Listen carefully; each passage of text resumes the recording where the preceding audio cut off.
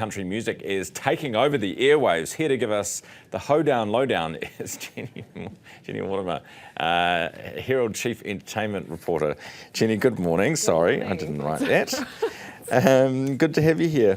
Why are we talking about country music? Why is everyone talking about country music? Look, country music in New Zealand has been growing largely in the last 5 years. There's always been a country music fan base here in New Zealand, like in particular the South Island.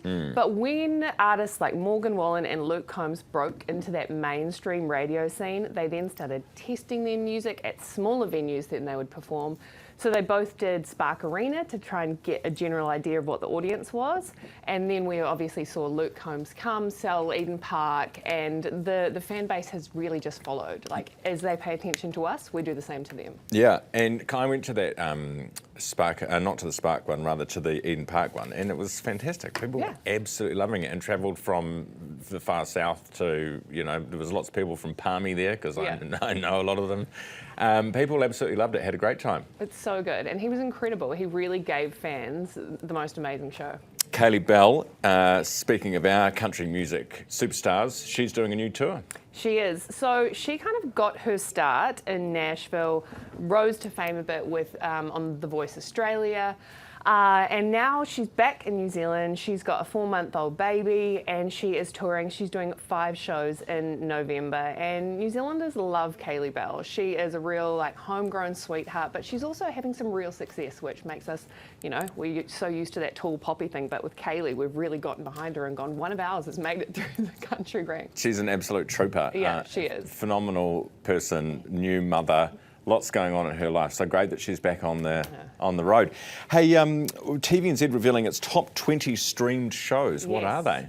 Well, of course, as you know, the news. It's what everyone is watching. So that was number 1 for streaming. Then we had some international dramas. We had The Rookie, and then Bluey was in there because anyone with a child under 5 knows that those 7-minute episodes are essential for parenting in 2025. Interesting. Now, Jaffas, just to finish off, are you a Jaffa fan? Are you mourning their loss this morning? How are we feeling? I am currently writing a very controversial piece on why I'm glad Jaffas are gone. And I think New Zealand is the only ones to blame because they weren't buying them. So there were better things out there. People started buying them. And I think if Kiwis aren't careful, the pineapple lump will be next. I agree. The thing about pineapple lumps, the only time I would ever buy them is when my cousins from Melbourne come visit. Correct. Are we ever buying Jaffas or pineapple lumps unless they're for international people visiting? Yeah. And they politely go, nice. Well, that's different. No one loves it.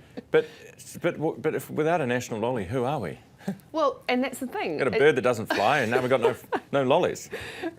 We need to be very careful on the pineapple lump because without it, the Jaffa kind of needed to go. It wasn't that special. Yes, it was iconic, but in the Herald poll yesterday, pineapple lump was voted the nation's favourite. So go buy it. You have to buy it or they're going to disappear. But hang on, what was the question? Was the question, what is your favourite lolly? The most iconic New Zealand lolly. Very different concept, isn't it? Yes. You don't just buy something because you want it to keep being iconic. Well, everyone's favourite New Zealand sweet treat surely is Whittaker's chocolate, right? That's where you would actually say the taste. Yes, you go back for more, you actually enjoy it. It's not something that's just forced on you that you're supposed to pretend to like, when none of us clearly do.